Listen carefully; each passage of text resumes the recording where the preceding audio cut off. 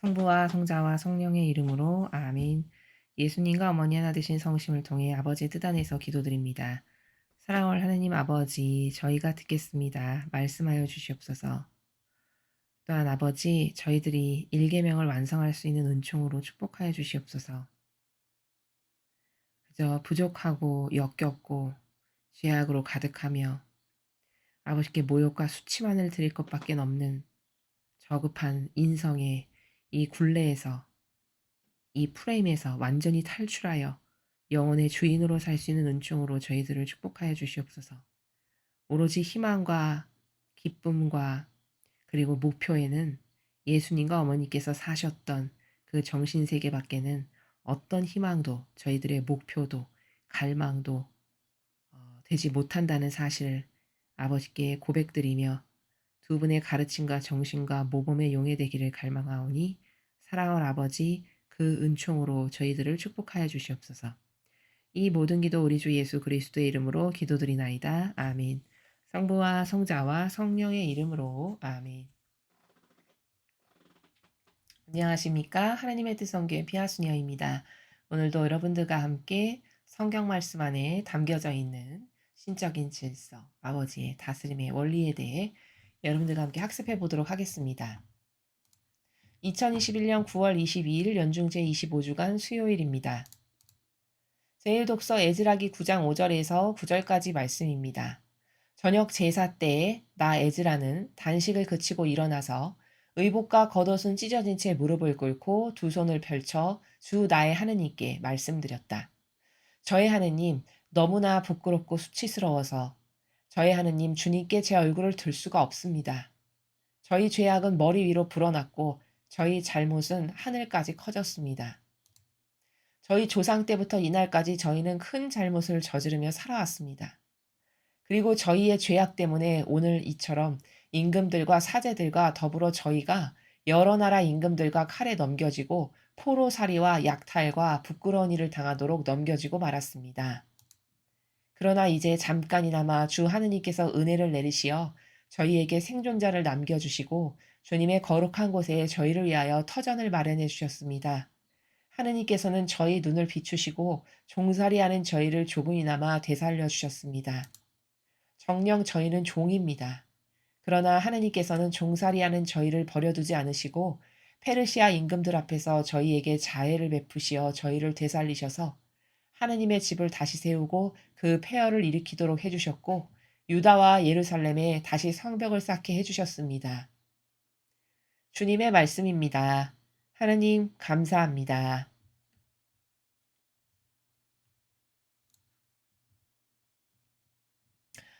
자, 지금 에즈라가 한 것이 무엇입니까? 그렇죠. 죄에 대한 고백 그리고 회개입니다. 자, 그러면 지금 오늘 이 에즈라가 하느님께 정말 진정성의 나라에서 구구절절히 마음의 저 밑바닥에서 끓어오르는 지금 회개의 기도를 드리고 있는데 이 역할을 누가 해야 될까요? 그렇죠. 리더. 특히 교회의 리더가 바로 오늘 에즈라가 한 것과 같은 일을 늘 마음에 담고 늘 저 정신의 차원의 나라에서 하느님께 회개한 종의 모범으로서 살아가야 되는 직분이요. 그것을 해야 되는 마땅한 책임과 의무와 역할을 주신 게 바로 교회의 리더, 지도자입니다. 그 교회의 리더 지도자가 오늘 에즈라와 같은 정신세계에서 몸소 살고 이렇게 회개한 종의 모범처럼 그래서 나에게 맡겨주신 백성들의 죄까지 다 끌어안아서 깨닫지 못하여 지은 죄 혹은 알고도 지은 죄 그들의 모든 부족함이 다 저의 죄입니다. 저의 잘못입니다. 하는 정직한 양심의 나라에서 하느님 앞에 그 모든 죄악을 배상 보속하는 나라에서 희생도 하고 고행도 하고 긋기도 하고 늘 이런 송구한 마음으로 배상 보속하고 또 그 회개의 기도를 올려드리는 이런 역할을 누가 해야 되는 거냐. 이게 교회의 가장 높은 직함과 권한을 가지고 있는 리더와 지도자들이 다 이 정신으로 살아야 되는 겁니다.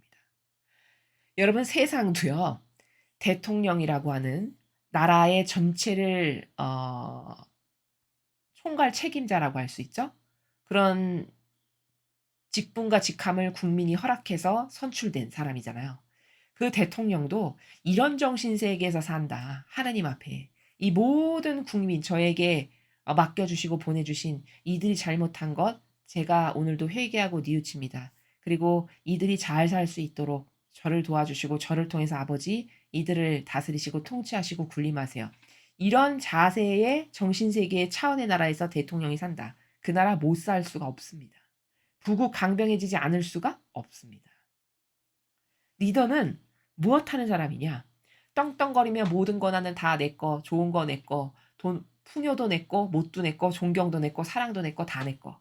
너희들은 그냥 내 말 듣는 밑에 허접한 아래 것들. 이런 세계에서 산다. 리더나 지도자가. 그러면 그 나라는 망하겠죠. 교회는 더더욱 망하겠죠.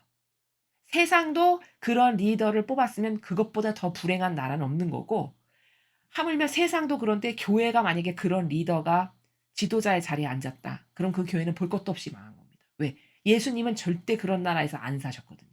예수님의 모범하고는 너무나도 다른 거죠. 돈가서가 모르게끔. 그러니까 거기에 하느님이 역사를 하실 수가 있겠습니까? 거기서 하느님께서 어떤 기적을 베푸실 수가 있겠습니까? 은총을 주실 수가 있겠어요? 뭔가 개입하셔서 아버지의 일을 하실 수가 있겠습니까?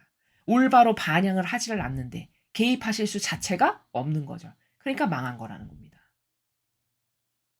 그래서 리더는 예수님의 리더십을 보면 가장 힘들고 가장 어렵고 그리고 가장 낮은 곳에서 모든 번잡스럽고 이런 건 다 냈고 그 마음 자세가 있는 사람이 그것을 진실성으로 받아들여서 내가 모든 사람의 종이 돼야지 하는 이런 진실한 마음의 진정성이 있는 사람이 국가도 대통령이 돼야 하고 교회도 그런 사람이 리더가 돼야 그 공동체는 그 나라는 발전할 수밖에 없고 은총을 받을 수밖에 없고 하느님께서 역사하실 수밖에 없고 개입하실 수밖에 없습니다. 이게 불을 보듯 뻔한 이치죠. 그렇죠? 너무나도 쉬운 초등학생도 들으면 이해가 되는. 그런데 모든 리더의 자리에 다 마귀로 점철된 즉 마귀로 점철됐다는 건 뭘까? 사욕과 욕망으로 차고 넘치는 우상 숭배, 영혼의 우상으로 사는 걸 영예로 여기는 이런 사람들이 다 리더가 되어 있기 때문에 온 세계가 지금 이 난리를 겪고 있는 거고 우리나라도 이렇게 형편없이 망가진 거고 교회는 열쇠가 심지어 되돌려지기까지 한 겁니다. 자, 하느님 아버지께 어떤 정신세계와 나라에서 정직해야 될까? 그것은 오늘 에즈라가 구구절절히 부족한 거, 어떤 죄악을 저지른 거, 이런 것을 받아도 싼데 이런 저희에게 버리지 않으시고 페르시아 임금을 통해서 자비를 베푸셔서 심지어 하느님의 집도 세워주시는 아버지, 참 가당치도 않습니다. 저희 같은 이런 역겨운 반향밖에는 할 줄 모르는 이런 존재들에게 이런 것을 주시다니요. 이런 나라에서 지금 구구절절히 고백을 하고 회개를 하죠. 이 정신세계로 살아가야 되는 사람이 교회의 리더고 지도자인데 그렇지 않기 때문에 이 교회에서 더 이상 하느님의 뜻이 이루어질 수가 없는 겁니다. 아버지께서 어떤 일도 하실 수가 없는 겁니다. 오히려 하느님 모르는 순수하고 착한 왜 하느님의 선견자로서 구약이나 여태 현재 이르기까지 왜 교회나 바리사이들 중에서 하느님의 선견자로 뽑지 않으시고 그저 뭐 돌 무화과나 치고 농사나 짓고 아무도 알지도 못하는 이런 평범한 그냥 지금으로 치면 그러니까 세상의 사람들이죠. 그런 사람들 가운데서 왜 그렇게 하느님의 일꾼을 뽑으실까? 왜 그들을 하느님의 일꾼으로 선택하실까요? 이 교회에는 이런 정신으로 하느님 앞에 정직할 수 있는 사람이 없기 때문인 거죠. 찾아볼 수가 없는 겁니다.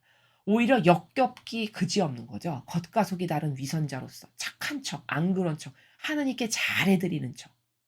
차라리 세상 사람의 부족함이 그냥 평범한 성도들의 부족함이 더 향기로운 거예요. 왜? 아니, 그 부족함은 남에게 영향력을 끼치진 않잖아요. 그렇죠? 아니, 남을 속여서 남까지 지옥으로 끌고 가는 역할을 하지는 않죠. 그렇죠? 착한 척하면서 나는 모범이야. 이런 역겨운 위선자의 행태를 취하지는 않잖아요. 그러니까 차라리 그렇게 순수한 부족함을 가진 수많은 성도들이나 오히려 하느님 모르는 사람을 아버지는 더 그가 축복받기에 합당하다 하셔서 사렙다 여인이나 라만 장군이나 이런 사람들을 더 축복하시는 거고 돌무화과나 치던 사람을 뽑아서 하나님의 일꾼으로 쓰시는 겁니다. 자, 왜 오늘날에는 이렇게 에즈라와 같이 하느님 앞에 정직하게 무엇이 죄인지를 고백하는 인간이 왜 없을까? 왜 그런 영혼이 없을까? 그것은 성경을 모르니까 이 시대의 교회가 자신들의 죄악을 모르는 겁니다. 아니, 정직해야, 양심이 있어야 최소 하느님 앞에 저는 이렇게 부족합니다. 이렇게 죄인입니다. 저는 예수님의 모범과 이렇게 다릅니다. 이거를 깨달을 수 있는 거죠. 여러분, 회개도 아무나 하는 게 아닙니다. 은총이 있어야 회개를 해요. 정직도요, 은총 받지 않고는 정직해질 수 없습니다. 제가 다른 강의에서 누누이 말씀을 드렸지만 우리가 가지고 있는 좋은 속성들, 그것마저도 하나님께서 은총과 자비를 베풀어 주셨기 때문에 정직할 수도 있는 거고 회개도 할 수 있는 거지, 하나님의 은총과 자비가 가당치 않다 해서 다 거두시잖아요. 그럼 정직할 수도 없고 회개도 할 수 없습니다. 얼마 전 복음에서 그냥 울면서 예수님의 발에 기름을 부으면서 머리카락으로 발을 닦아드렸던 그 회개한 여인. 근데 바리사이는 오히려 그렇게 울면서 예수님의 발을 닦아드리는 그 회개하는 여인을 오히려 더 어, 구박하고, 그쵸? 아, 뭐 저런 죄인한테 저런 걸 받지? 이런 나라에서 이야기하죠. 그럼 사람 눈으로 봤을 때는 그 회개하는 여인과 바리사이 둘이 있을 때 누가 더 훌륭하다고 판단하냐? 인간적 기준에서는 바리사이가 훨씬 훌륭하고 나은 사람이라고 판단할지 모르겠지만 하느님 보시기에는 그 바리사이는 지금 어떤 처지냐면요. 회개할 은총조차도 가당치가 않아서 자기가 어떤 죄인인지조차도 모르는 겁니다. 그 정도로 막히고 그 정도로 영이 막히고 소경이 된 상태인데 자신이 그걸 알까요? 절대 모른다는 거죠. 오히려 뻣뻣하고 당당하고 자기는 괜찮고 쓸모 있는 사람이라고 생각한다는 거죠. 그 바리사이는. 근데 하느님 보시기에는 그 눈물로 펑펑 울면서 회개해서 예수님의 발을 닦아드리는 그 여인이 훨씬 순수하고 아름답고 정직하다는 거예요. 그리고 그 여인은 축복을 받기를 너는 오늘 구원받았다. 이렇게 선언하시죠, 예수님께서. 구원받았다는 건 천상의 나라에 갈 자격을 얻은 겁니다. 심지어 직접 말씀하셨어요, 예수님께서. 그럼 이건 뭘까요? 회개를 철저하고 처절하고 절절하게 밑바닥 끝까지 끌어올려서 다 했다는 거예요, 그 여인은. 눈물을 펑펑 쏟으면서. 그럼 그게 거저되느냐? 그 여인에게는 그 여인이 정직하니까 그런 회개를 한 은총을 아버지께서 주신 거죠. 그래서 은총을 받아서 그 여인은 그런 회개를 통해서 심지어 구원까지 받았지만 바리사이는 그런 회개가 일어날 은총조차도 너에겐 합당치가 않고 가당치가 않다 해서 주시지가 않은 상태예요. 영적으로는 이게 진실이거든요. 근데 사람은 이 진실의 본질을 보냐 거꾸로 생각한다는 거죠. 바리사이가 훌륭하고 저 여인은 뭐 이렇게 저렇게 천박한 죄인하고 어울린담, 이런 평가를 받는. 그럼 이거는 얼마나 인간의 사고방식이 뒤틀린 건가요? 말도 못하게 뒤틀린 거죠. 완전 꼬이고 뒤틀리고 엉키고 엉망진창인 상태인 거라는 겁니다. 오늘 이 일독서도 에즈라는 이렇게 철저하게 처절하게 지금 회개를 하는데 하느님 앞에 이거 자기가 지은 죄도 아니고 백성이 지은 죄를 지금 회개하는 겁니다. 물론 자기도 부족한 그 존재 중에 하나에 속하지만, 자, 그러면 이 교회는 잘못한 게 없어서 회개를 안 하는 걸까요? 그런 게 아니라는 것이죠. 회개를 할 수 있는 은총조차도 내려지지가 않는 상태예요. 그것마저도 가당치가 않다는 겁니다. 그러니까 회개도 성경을 알고 어떤 게 옳은 거고 잘못된 거고 바른 거고 무엇이 죄악인지를 알아야 회개를 하죠. 성경을 모르면 어떨까요?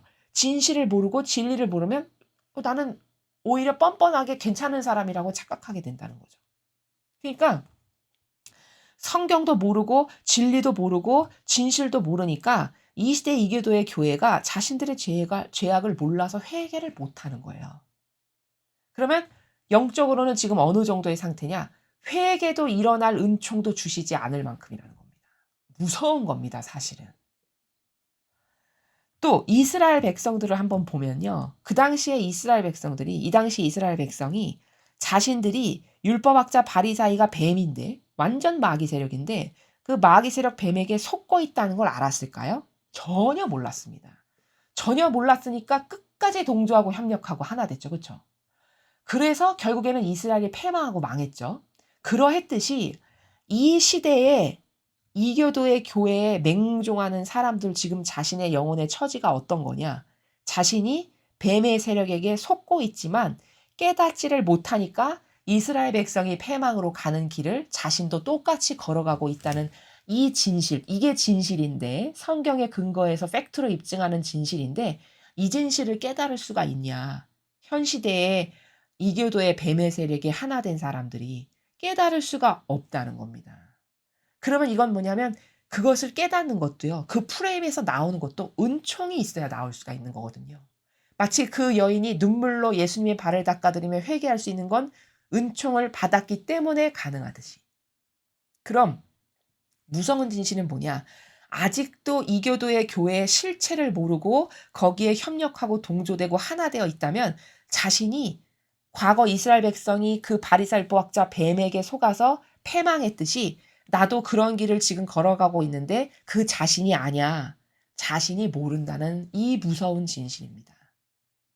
그 자신이 알게 되는 것도 아버지가 은총을 주시고 눈이 열리고 귀가 뜨이게끔 허락을 하셔야 그 프레임에서 그 구덩이에서 그 사자의 입에서 나올 수 있는 것이지 그 은총마저도 허락되지 않으면 끝끝내 속아서 패망의 길을 걸어갈 수밖에 없다. 이 무서운 진실을 발견하는 것이 이 마지막 시대는 너무나도 중요하다. 라는 것을 다시 한번 강조해서 말씀을 드립니다. 자, 계속해서 복음 말씀 보시겠습니다. 루카복음 9장 1절에서 6절까지 말씀입니다. 주님 영광 받으소서. 그때 예수님께서는 12제자를 불러 모으시어 모든 마귀를 쫓아내고 질병을 고치는 힘과 권한을 주셨다. 그리고 하나님의 나라를 선포하고 병자들을 고쳐주라고 보내시며 그들에게 이르셨다. 길을 떠날 때 아무것도 가져가지 마라. 지팡이도 여행 보따리도 빵도 돈도 여보옷도 지니지 마라. 어떤 집에 들어가거든 그곳을 떠날 때까지 거기 머물러라. 사람들이 너희를 받아들이지 않으면 그 고을을 떠날 때 그들에게 보이는 증거로 너희 발에서 먼지를 털어버려라. 제자들은 떠나가서 이 마을 저 마을 돌아다니며 어디서나 복음을 전하고 병을 고쳐주었다. 주님의 말씀입니다. 그리스도님 찬미합니다. 자, 오늘은 이 복음을 조금 다른 관점에서 예전에 보았던 관점 말고 또 다른 차원의 관점에서 한번 보겠습니다. 자, 제자들이 지금 아버지의 뜻을 행하러 이골 저골 다니면서 사명을 하는데요. 여유롭고 넉넉한 가운데 행하고 있나요? 부족하고 결핍한 가운데 하나요? 그렇죠. 모든 면에서 부족하고 결핍 있고 아쉬운 가운데 행하고 있죠. 그렇죠. 근데 그 아쉬움을 예수님께서 오히려 그렇게 하라고 말씀하세요. 무슨 말이냐면은 길을 떠날 때 이제 복음 선포하고 병자 고쳐주고 예수님이 하셨던 일을 자신들도 이제 행하려고 짝을 지으셔 가지고 2명씩 길을 나서는데 아무것도 가져가지 말아요. 길을 떠날 때. 맨몸으로 가란 얘기죠.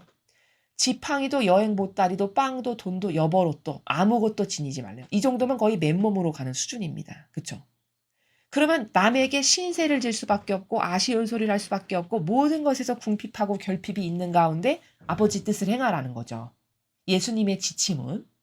자, 그러면은 예수님은 왜 제자들에게 이렇게 모든 면에서 가난하고 어렵고 궁핍하고 결핍 가운데 사명을 행하라고 파견하셨을까? 제자들이 미워서, 사랑을 안 하셔서. 그게 아니죠. 왜냐? 인간이 풍요롭지 않습니까? 풍요로우면 우리는 어느 정도로 나약하냐면요. 인간이 풍요롭잖아요. 그러면 인성이 커집니다. 인간적인 게. 인간적인 게 나도 모르게 싹 올라오면서 마귀도구 되기가 십상해요. 그렇기 때문에 제자들이 사명을 행하는데 행여 그렇게 될까봐, 그렇게 해서 마귀도구가 돼서 아버지의 사명에 충직하지 못할까봐 그것을 염려하셔서 궁핍하고 가난하고 척박하고 어려운 환경 가운데 오로지 하나님께만 의탁하는 게 전부가 되게끔 하는 환경으로 내모신 것을 알 수 있습니다. 그래야만 아버지의 사명을 완수할 수 있고 거기 마귀가 끼어들지 못하게끔 하신다는 걸 아시기 때문에 예수님께서 이런 것을 허락하시는 가운데 제자들을 파견하셨음을 우리가 발견할 수 있다라는 진실입니다. 그래서 이렇게 어려운 가운데에 제자들이 사명을 하면 그것은 의로운 희생이 되겠죠. 그렇죠? 왜? 늘 희생이 들어가고 고통을 감수할 수밖에 없으니까요. 그래서 저희가 이런 하느님의 일을 행할 때 이제 서원을 하고 아버지의 뜻을 행할 때 가난하게 사는 것에 대해서 풍족하지 않게 사는 것에 대해서 그건 비단 물질만을 해당하는 것이 아니라요. 모든 면에 있어서 물질도 그래야 하지만 그것보다 더 중요한 건 인간적인 나의 뜻의 부자로서 살지 못하게 하는 훈련이 이 수도자로 사는 데 있어서 굉장히 중요합니다. 하느님의 일꾼으로서 일을 행하는 데 있어서 굉장히 중요해요. 내 뜻에 완전 가난해져야 돼요.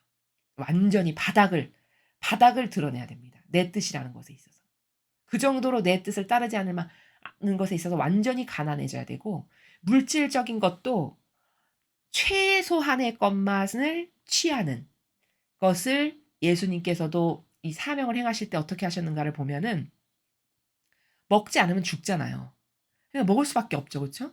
그러니까 그 나라를 어떻게 표현하시냐면 내가 인간적인 어떤 이런 육신이라는 것을 지니고 있어. 그러면 육신을 지니고 있는 한 인간적인 것과 타협할 수밖에 없다는 거예요. 근데 그 타협은 어떤 타협이 돼야 되냐고 가르쳐 주시냐면 여러분 독수리가요. 공중을 날아다니면서 먹이를 이렇게 봅니다. 그러다가 땅에 자기가 먹을 만한 것이 딱 있어요. 그럼 이 독수리가 어떻게 하냐면요. 주변을 휙휙 돌다가 아주 잽싸게 땅에 내려가서 그 자기의 먹이를 낚아채고 공중에서 어떤 나무까지 앉거나 이렇게 해서 거기서 먹이를 먹습니다. 즉 무슨 말이냐면 하나님의 일꾼도 어떠해야 되냐. 독수리가 먹지 않으면 안 되니까 먹이를 땅에서 잽싸게 물어채고 그 땅에서 털퍼덕 주저앉아서 먹지 않는다는 거예요.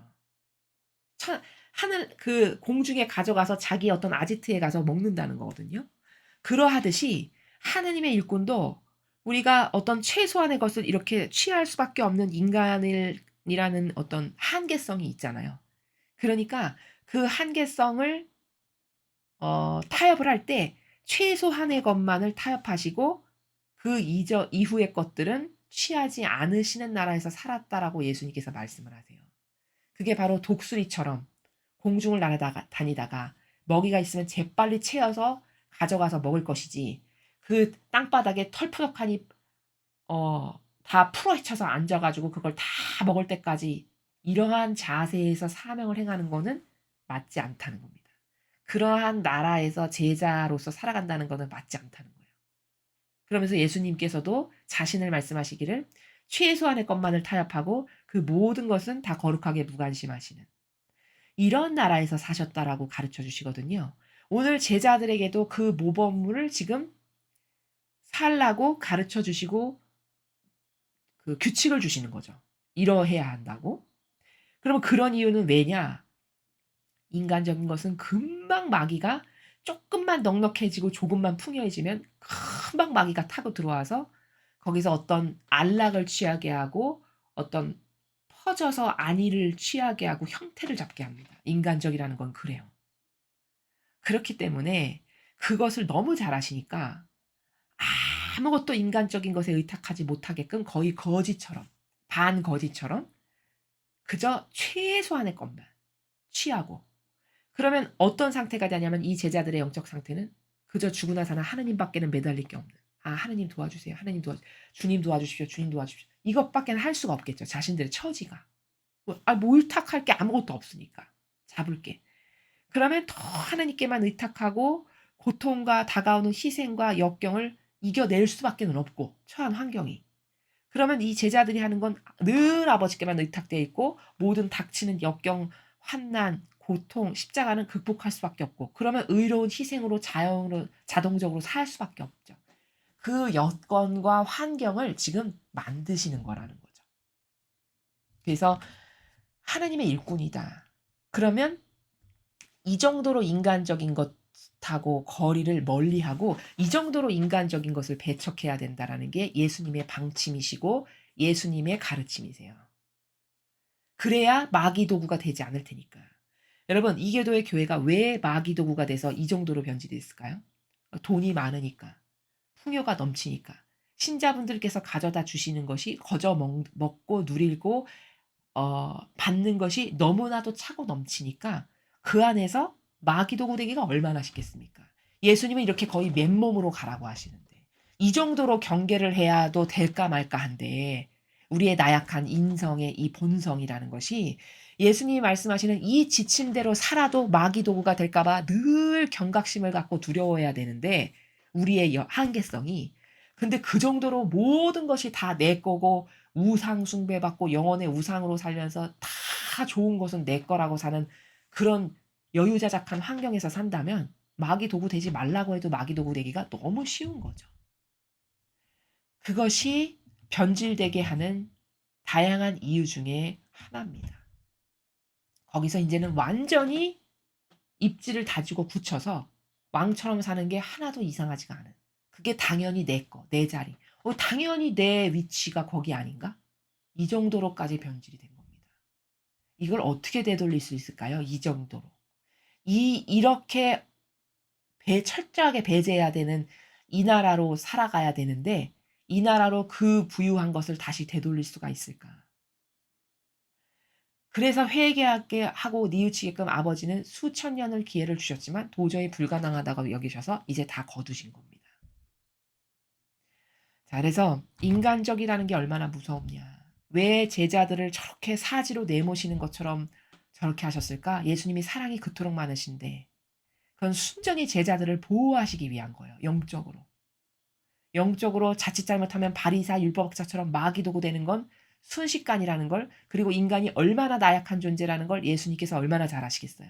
그러다 보니까 완전히 척박하고 가진 것 없고 아주 거의 거지에 가까울 만큼 인간적인 것에 어떤 애착이나 집착할 것이 전혀 없는 이 환경의 상태로 만드시고는 그 상태로 아버지께만 의탁해라.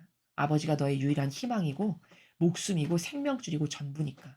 너가 아버지께 똑바로 의탁한다면 네가 사명을 행하는 가운데 부족한 걸 아버지께서 다 채워주실 거고 네가 똑바로 반영을 하지 못해. 그러면 너에게 아버지가 채워주시지 못할 거고 이걸 체험하는 가운데 똑바로 체험하면 더 잘 의탁하겠죠. 그렇죠? 그러면 더 하나님께서 도와주실 수 있는 사명을 올바르게 수행하는 정신자세도 무장도 거기서 나올 거고 이러한 여러 가지 효용과 가치와 또 올바른 정신이 무엇인지를 잘 아시는 예수님께서 오늘 제자들에게 지침을 주신 것이다 라는 겁니다.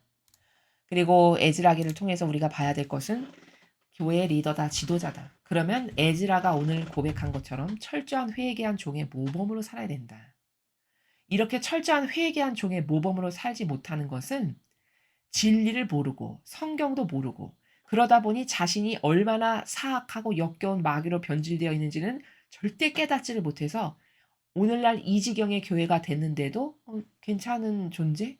그래도 나 이 정도면 괜찮지 않나? 나 그래도 열심히 사는데?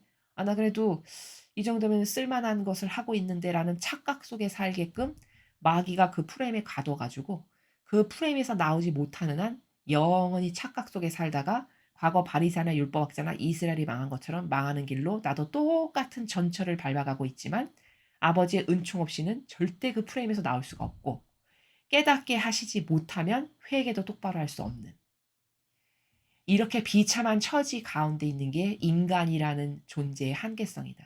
자아의 종으로 살아가는 인간이라는 존재의 한계성은 이게 현실이다라는 것을 철저히 깨닫고 우리가 이러한 오류에 갇히지 않으려면 얼마나 진리에 매달려야 되고 이것만이 답이구나. 이게 전부구나. 하나님이 나의 전부이시구나.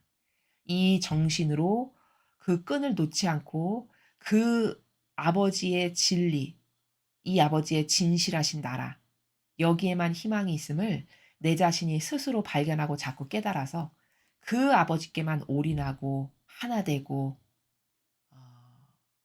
그 모범에만 용해되기를 갈망하는 그런 우리들이 되어야 마귀로부터 보호될 수 있다라는 것을 말씀을 드립니다.